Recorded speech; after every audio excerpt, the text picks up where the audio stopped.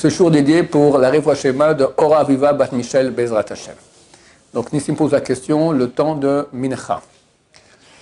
Mincha, on peut commencer Mincha qu'une demi-heure après Chatzot. Chatzot, c'est le midi juif. C'est quoi? Ça correspond au zénith. C'est quoi le zénith? C'est le moment où le soleil est au sommet de sa course. Comment on calcule ça? Tu prends l'heure de coucher, du lever du soleil. Dans les calendriers, l'heure du coucher, le lever du soleil, c'est le Netz, lever du soleil, coucher du soleil, la moitié du temps, c'est le zénith. Tu rajoutes à ça 30 minutes, une demi-heure, c'est là pour qu'on peut commencer à prier Mincha. Et le Shulchan Aruch, on appelle ça Mincha Gdola. Il y a Mincha, grande Mincha, petit Mincha. Grand Mincha, c'est ce moment-là. Le petit Mincha, c'est 2h30 avant la sortie de la nuit. Le Shulchan Aruch dit, celui qui prie Mincha Gdola, non, c'est pas, Yatsa, il est rendu quitte. C'est un langage de diava, de a posteriori. A priori, il ne faut pas prier à ce moment-là. Tu as prié, tu es rendu quitte. Donc, il ne faut pas prier à ce moment-là. Ici, la yeshiva, en hiver, on prie à ce moment-là.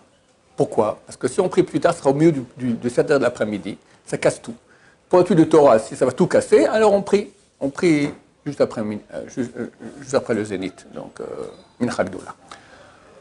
Ou bien, on n'a pas le droit de manger un repas de pain avant d'avoir prié Mincha. S'il y a du pain à table, alors, Machloket, il y en a qui disent, tant pis, mieux vaut que tu pries plus tard et tu manges le pain avant. Il y en a qui disent, non, il faut d'abord prier, tu pries Mincha Gdola et après tu manges le pain. Il y a deux avis. Maintenant, il y a un problème, un très gros problème avec ce moment-là. C'est le Rabbi Sonabashroul qui le dit et les autres poskim n'en parlent pas. Mais ce qu'il dit, c'est super, super solide. Il y a dans le traité Shabbat, page 34, c'est écrit « Quand tombe la nuit ». Il y a trois avis là-bas. Il y a un avis qui dit que c'est un moment entre le coucher du soleil et la sortie des étoiles, on ne sait pas quand c'est. Et il y a un autre avis, il y a encore un deuxième, mais le troisième avis, il dit, c'est l'avis de Rabbi Yossé, qui dit que dès le coucher du soleil, ça reste encore jour, et juste avant que la nuit tombe, le jour part et la nuit vient, c'est le temps d'un clin d'œil. Ça veut dire que on considère, on prend le temps le plus court qu'il y a entre le coucher du soleil et la nuit, c'est 13 minutes et demie. Pourquoi? La Gemara aussi explique ça là-bas, 13 minutes et demie. D'accord? C'est 13 minutes et demie qui sont relatives par rapport à la journée, aux heures de la journée. En France, en hiver, c'est beaucoup plus court. Une heure fait 50 minutes, même 3/4 d'heure. Donc 13 minutes et demie, ça revient à 9 minutes peut-être. Et en été, c'est un peu plus. Ça peut être un quart d'heure, même 20 minutes, tout dépend. Plus tu es proche du pôle, plus les heures sont plus longues en été, sont plus courtes en hiver. Maintenant, celui qui a dit ça dans la Gemara, c'est Rabbi Yossé. Celui qui a dit, la première avis que j'ai donnée, que la nuit tombe entre le coucher du soleil et la tombée de la nuit, c'est Rabbi Yehuda. Or, il est écrit dans la Gemara traité Iruvin, page 44 ou 43, qu'entre Rabbi Yossé et Rabbi Yehuda, l'halakha est comme Rabbi Yossé.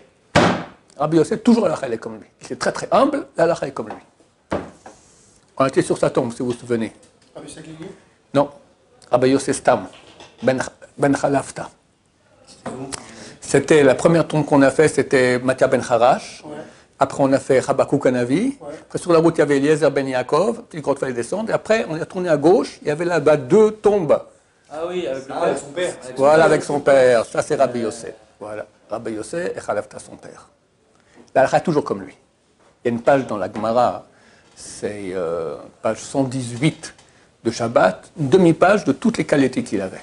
Tout ce qu'il disait. Jamais j'ai fait ci, jamais j'ai fait ça, etc. Voilà. Donc, la halakha est comme Rabbi Yossé. Ça veut dire quoi? Ça veut dire que le jour, il ne commence pas, quand je dis qu'on calcule le zénith, on calcule depuis le lever du soleil, le coucher du soleil. D'après lui, c'est faux, parce que la fin de la journée, ce n'est pas le coucher du soleil, c'est la sortie de la nuit. Un clin d'œil avant la sortie de la nuit. D'accord? Parce qu'ils m'ont dit un clin d'œil, c'est 1 minute. D'accord? 1 minute avant la sortie de la nuit. Donc il faut rajouter à la journée encore 13 minutes et demie. Ça veut dire que quand tu prends le zénith habituel qui est dans tous les calendriers, qui va du lever au coucher, il faut rajouter encore la moitié de 13 minutes et demie. La moitié? C'est moitié. Vu que tu rajoutes la journée 13 et demie, là tu prends la moitié de la journée, il faut la moitié, donc ça fait 7 minutes. 7 minutes environ. Après, d'accord. 7 minutes, ça veut dire quand maintenant tu veux commencer à faire mincha, alors c'est marqué aujourd'hui, si je ne me trompe pas, c'est à 13h03.